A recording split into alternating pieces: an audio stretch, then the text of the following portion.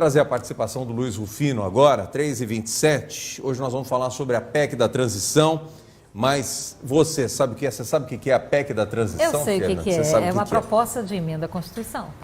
É apresentada pelo governo eleito para permitir o pagamento do Bolsa Família de R$600 e também alteração no teto de gastos. E para falar mais sobre isso e também sobre responsabilidade fiscal, que é tão discutida nesse momento de transição, o Rita está chegando aqui com a gente também, a gente já viu um pedacinho do Rita aqui, o Zé Rita Moreira, está aqui o Zé Rita Moreira, consultor econômico, e também o Luiz Rufino, cientista político. Rita, prazer em te receber. Vamos testar o microfone aqui. Ô César, obrigado pela oportunidade de estar tarde. aqui mais uma vez. Boa tarde a todos. Vamos tentar esclarecer aí, na medida do possível. Legal, Rufino, boa tarde também, bem-vindo. Boa tarde, César, Fernanda, o Rita, a todos que nos acompanham no estúdio e que começamos com o pé direito, né? Ô Rita, o que é esse teto de gastos? Explica para o nosso telespectador, explica para todos nós. De uma maneira muito simples. Antigamente não havia um limite de gastos para o governo. O que ele arrecadava, ele dava um destino que queria, então ia receber um determinado valor e podia gastar outro determinado valor compatível com a arrecadação e pronto. De uns tempos para cá, acharam melhor regulamentar esse tipo de coisa. Então, regulamentaram um teto, um limite de gastos para o governo, de maneira que se a arrecadação for muito maior, não precisa gastar tudo aquilo. Pode dar um outro destino para isso, como investimentos, como melhorias, como conservação, uma série de coisas. Então, e hoje está em quanto? Hoje qual é o limite? Eu não tenho esse número aqui. Agora, ele não pode extrapolar. E vem da onde? Os recursos vêm de onde? Os recursos uma panela onde vem toda a arrecadação. É um catado de recursos? Tudo que se arrecada, principalmente de impostos, de repasses, de tributos, de convênios. Tá? Então, tem uma série de componentes que somam o volume total de arrecadação do país. Tá? Isso é refletido num orçamento do que se pretende, qual o desempenho esperado para o próximo ano. Tá? Nesse último, com certeza, os últimos insights de melhoria no ambiente econômico, melhoria principalmente no crescimento do volume de empregos, a questão de taxa de juros, a questão de dólar, tudo isso foi contemplado e se previu como é que deveria ser a arrecadação nesse próximo ano e, portanto, se definiu os gastos e, por consequência, o teto de gastos do governo. Eu tenho uma pergunta que acho que vale para os dois aqui, na verdade. Por que precisa ser uma emenda à Constituição? O que a Constituição tem a ver com o teto de gastos do governo que muda e a gente vê assim quase que todo ano eles ultrapassam, né? Por quê? Pode falar da parte econômica, eu falo da parte política. Tá bom. O lado econômico é o seguinte, a Constituição, ela, em 88, ela estabeleceu uma série de regras, criou uma nova Bíblia, a qual o Supremo Tribunal Federal é o guardião da Constituição, e ali sim se estabelece. O que havia, na verdade, anteriormente, era um descaso com esse tipo de coisa. Né? Realmente, cada um fazia o que queria, podia gastar o que quisesse, etc. Então, regulamentaram e isso foi para a Constituição, estabelecendo, inclusive, ali o limite de gastos. Isso se aplica também a prefeituras, que é a responsabilidade fiscal, né? Que, por exemplo, a folha de pagamento não pode ultrapassar, me parece que 50% da arrecadação, alguns municípios conseguem 46%, 48%, outros estão em 60%, então precisa melhorar para poder ficar dentro da responsabilidade fiscal, senão o prefeito vai responder por isso. Tá? Então é basicamente isso, é tentar organizar uma coisa que não era muito organizada. Agora, na medida em que existe uma super arrecadação, que é o que se pretende, se realmente continuar o que vinha acontecendo aí, um desempenho econômico fabuloso, inclusive superando muitos outros países da Europa e tudo mais, e a gente vinha muito bem, tá? Isso se previu, tá? Um volume de arrecadação bastante significativo para o próximo ano, portanto, teria dinheiro para tudo que se quisesse fazer, sem que necessariamente houvesse esse rompimento do teto de gastos. O que acontece, na minha opinião, em discursos de campanha, você ouve de tudo, né? Ouve um monte de coisas, um monte de promessas, etc. Tá? E os recursos que estão previstos hoje, tá? no teto de gastos, eles preveem um gasto de até R$ 450 por família, referente ao Bolsa Família ou Bolsa, cada hora dá um nome para essa bolsa aí, né? Esse está previsto. O que ele está pedindo é uma suplementação para atingir os R$ 600, tá, por família, mais R$ 150 por filhos menores, tá, que é o que é o discurso de campanha.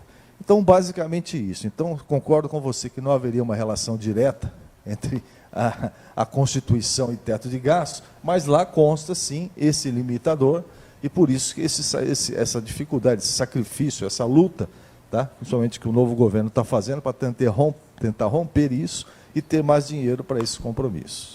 Na verdade, Fernanda, você faz um projeto de emenda à Constituição porque um simples projeto de lei não poderia ser suficiente para que você rompa esse teto de gasto e acabe aí colocando em xeque, na verdade, todo o sistema fiscal brasileiro, né? Só que quem cuida da equipe de transição é o chefe da Casa Civil.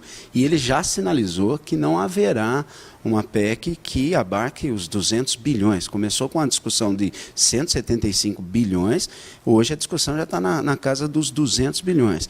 Que aquilo que foi prometido em campanha para manutenção do Auxílio Brasil em R$ 600 e também o aumento do salário mínimo, isso talvez passe, mas somente isso, não mais do que isso. Então é essa a discussão. O chefe da Casa Civil, que é o Ciro Nogueira. Exatamente. Como é que está essa negociação e quem está articulando pelo governo futuro? O Alckmin, né? Ciro Nogueira, o responsável é o que está no cargo. Né? O Alckmin é da equipe de transição do governo Lula. Né? E o correto seria que você tivesse em torno de 50 pessoas de cada grupo. Né? O grupo do PT já extrapolou a casa das 240 pessoas. Né?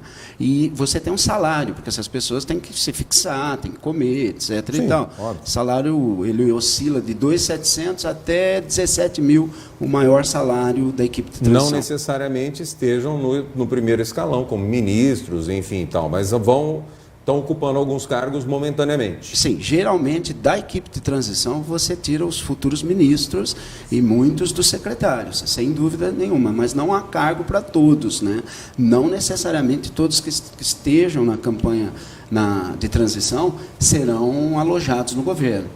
Agora, a gente vê muita discussão sobre isso, a gente vê muita gente falando o tempo todo sobre isso, uma grande preocupação. Preocupação do mercado, acredito eu, né? Agora, o que isso interfere na vida do pessoal que está em casa lá? Eu estou em casa aqui e estou vendo essa discussão da PEC. O que isso tem a ver com a minha vida? Você me permite, Rufo? Por favor. Com a nossa vida, né? Com a nossa vida. Muito, interfere muito, com certeza vai comprometer muito a atividade econômica, vai comprometer o desenvolvimento da sociedade em si. Por quê? O mercado econômico, ele não gosta de surpresas, tá? Ele se antevém a riscos. Qualquer sinalização de problemas, ele se antevém. E a gente vê isso reflexo direto na Bolsa de Valores, vê isso direto no dólar acontecendo, no risco país, tá? Só para você ter uma ideia, só de sair essas notícias, né, que antes mesmo do governo assumir, só essas frases ditas, talvez não tão bem ditas assim, que inoportunas, na minha opinião, o mercado já subiu o risco país. Subir o risco país significa que a concessão de crédito para o país fica mais cara, porque o risco é maior. Então, o risco do país pagar é maior, portanto, vai ficar mais caro. Tá? Para a sociedade, isso dá um reflexo, existe uma fuga. As pessoas, para se proteger, acabam comprando dólares para se proteger do real. Aí o dólar sobe. O dólar subindo, nós vimos o que acontece. Isso sobe combustíveis, sobe o preço de todos os produtos que são transportados por rodovias, que é 76% do transporte no Brasil é por rodovia, então os produtos ficam mais caros. A questão de risco de inadimplência também fica maior, por consequência, o acesso ao crédito. Então, as pessoas que vão comprar crédito vão pagar mais caro. Existiu uma tendência de queda nas taxas de Selic, portanto, ficar mais barato a concessão de crédito e juros. Isso já foi revertido só com essas últimas falas, então já subiu de novo, então vai ficar mais caro ainda. Se fala muito de tributos, né, de novos tributos, da volta do sindicato com tudo e tudo isso. Tá? Isso pode desestimular os empresários a abrir novos negócios. Nós tínhamos, por exemplo, umas 6 ou 7 oportunidades de compra de empresa aí acontecendo, 4 deles já abortaram, não vão fazer mais nada. Tá? Isso pode gerar o quê? Desemprego, Portanto, as pessoas vão ter mais dificuldade de arrumar emprego. Tá? É importante ficar claro que é o empresário que gera o emprego, né? Nós temos que facilitar a vida dele para que ele gere cada vez mais empregos. E as pessoas que até então estavam desempregadas, muitas delas que aparecem na estatística como desempregadas, na realidade se transformaram em MEI, em microempreendedor individual, estão faturando sim mais do que enquanto funcionários. Tá? É uma forma de você desenvolver o espírito empreendedor das pessoas, e isso está acontecendo muito forte. O brasileiro tem muito disso, de criatividade, o que ele precisa de oportunidades. Tá? Então, essa onda que nós vimos acontecendo, como eu disse, diferente do restante do mundo, que a gente vinha num crescimento bastante intenso, isso deu uma estagnada com tendências à queda pelos últimos discursos.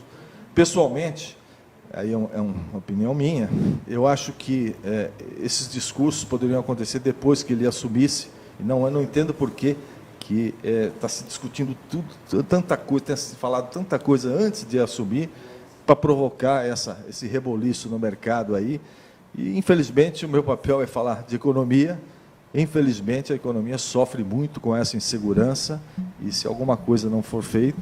E se me permite, só para concluir, César, claro. A questão do teto, eu já ouvi que caiu de 200 para 80, etc. Não, caiu o teto. Caiu a casa, ainda não. Pelo amor de Deus. Por enquanto só o teto.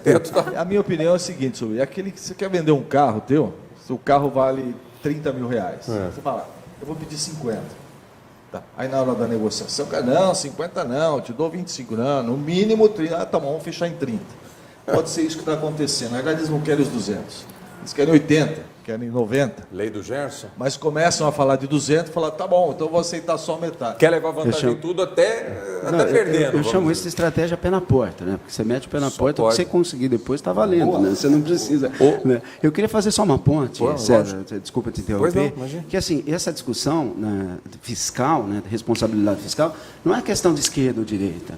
Uma coisa não exclui a outra. Você tem governos que são keynesianos, que não são liberais, como Guedes, por exemplo, mas que acreditam que o Estado tenha que regular, de certa forma, alguns setores da economia, mas que respeitam exatamente cumprem com a responsabilidade fiscal. Então, é preciso dirimir essa dúvida na população, porque a população tende a entender o seguinte, o fato de você respeitar, cumprir com a responsabilidade fiscal, não significa que você não vai estar atendendo a demandas sociais.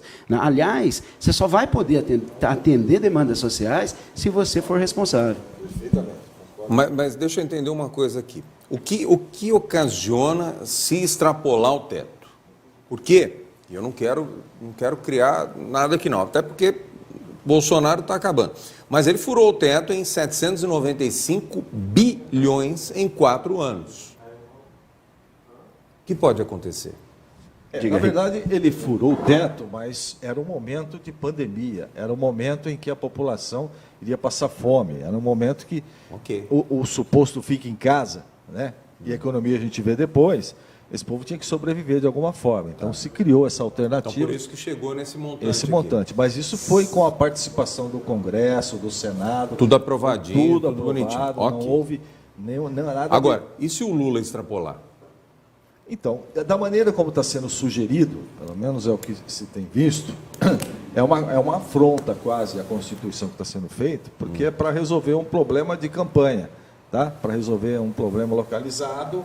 Ele quer ter sobras de dinheiro para poder cumprir promessas. Portanto, isso não... Começar com oxigênio, um certo oxigênio que ele não teria. Ele não teria. Então, eu acho questionável, é isso que não é bem visto pelo mercado, porque um governo que se endivida, a dificuldade dele pagar pode ser cada vez maior se ele se endividar acima da sua capacidade.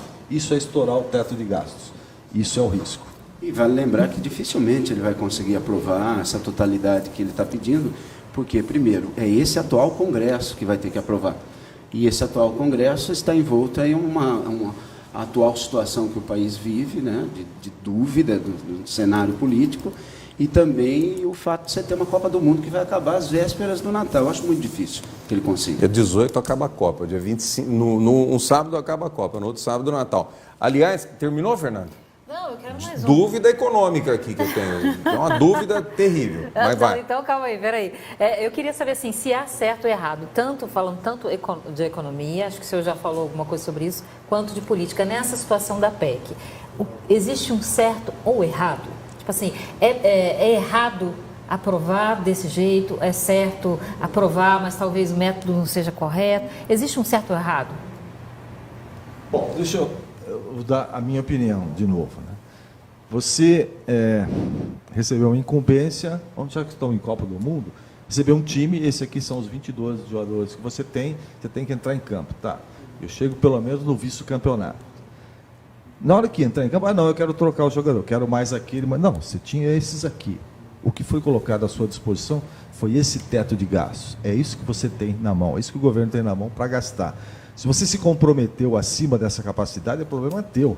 Tá? O Congresso ou a sociedade não pode pagar por isso e assumir um ônus que vai dificultar muito para a sociedade, na minha opinião, com todos esses riscos que nós já falamos aqui. Tá? Então, eu entendo que seria uma catástrofe essa aprovação num momento como esse, porque você dá uma carta branca, você dá a chave do cofre, ele vai gastar como quiser esse dinheiro, tá? De uma forma ou de outra, pode até dizer que foi para pagar Bolsa Família, ou se o aumento de salário mínimo, ou não se sabe exatamente. Tá? Então, é um grande risco. E, insisto, de novo, os agentes econômicos ficam de olho nesse tipo de coisa, não sou eu. Eles ficam de olho, eles querem segurança, eles querem falar, o Brasil é um país estável, que cumpre regras, cumpre contratos, tá?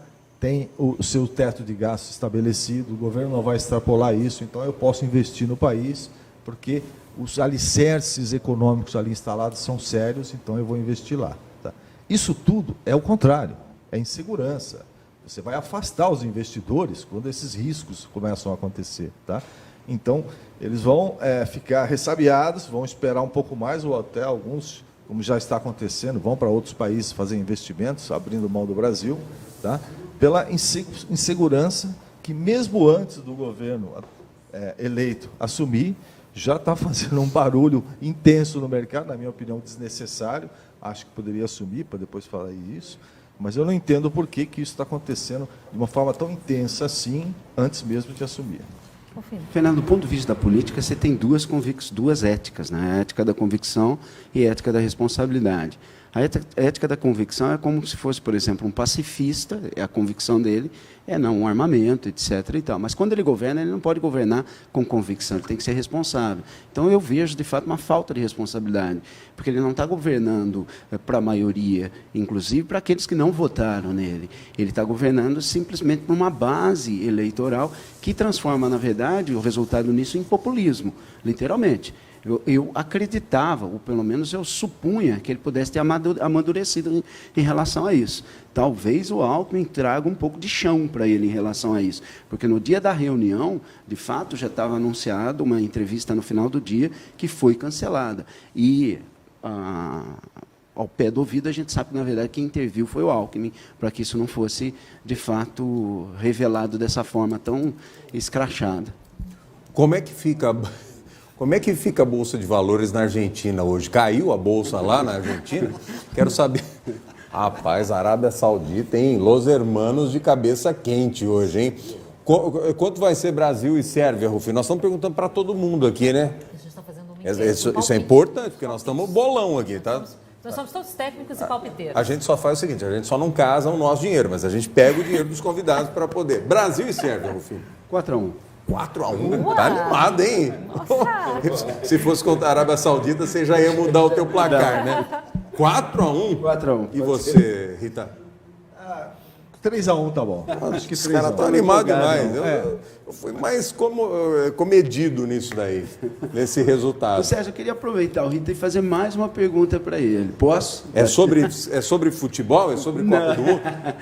Você vê mexer na bolsa aí. Rita, a ideia do Pércio em mudar, por exemplo, a base do teto e deixar de ser fixa e atrelar ele à arrecadação, você vê com bons olhos isso? Olha, eu não vejo com bons olhos, não. Eu acho que o teto tem que ser fixo, sim. Ele pode ser periodicamente, cada 10 anos, revisto. Mas se você atrelar a arrecadação, você está comprometendo ou difícil sacrificando. mensurar isso, né? Exatamente. Quer dizer, quanto mais eficiente for o país, mais eu vou caminhar. Então, a faixa livre, por exemplo, para fazer investimentos, para crescimento, outros programas sociais estariam comprometidos, porque sempre eu vou estar acompanhando. Tá? Então, eu não gosto da ideia de atrelar um percentual sobre a arrecadação, eu gosto da ideia de um teto fixo, até porque isso é planejamento, né? Isso é ver o que deve acontecer e me preparar para que isso aconteça, tá? Criar os fundamentos econômicos para que a arrecadação seja cada vez maior, mas que eu tenha uma faixa livre ali de reservas, tá? Para usar na hora certa. E quando eu vinculo uma coisa a outra, necessariamente eu estou acompanhando a arrecadação, então não gosto da ideia. Compreendo. Ok? Tudo bem? Tudo bem. Muito obrigado pela presença de ambos. Valeu, Zé Rita. Um abraço. E você também, Rufino. Rufino volta com a gente esses dias aí, né? Só chamar. Muito bem. 4-1 e 3-1. Só chamar. Anotarei. Gravado isso, né? Tá gravado. O Valdemar da Costa Neto dá entrevista coletiva agora às 16 horas e parece-me com Gilmar Mendes ao lado. Eu acho importante segurar o Rufino por aqui, porque já tem notícia aí do Valdemar da Costa Neto com o Gilmar Mendes do lado? Do lado. Ou é sobre o que- o Gilmar Mendes? Não, do lado Junto? dele. Então, Segura o Rufino, que eu acho que a gente tem bomba daqui a pouco por aí. Obrigado, Zé. Um abraço, Grande abraço. viu? Obrigada. Nós vamos para o intervalo, é isso? Daqui a pouco a gente traz outras informações aqui no Estúdio Tati. Nós voltamos em instantes. Até já.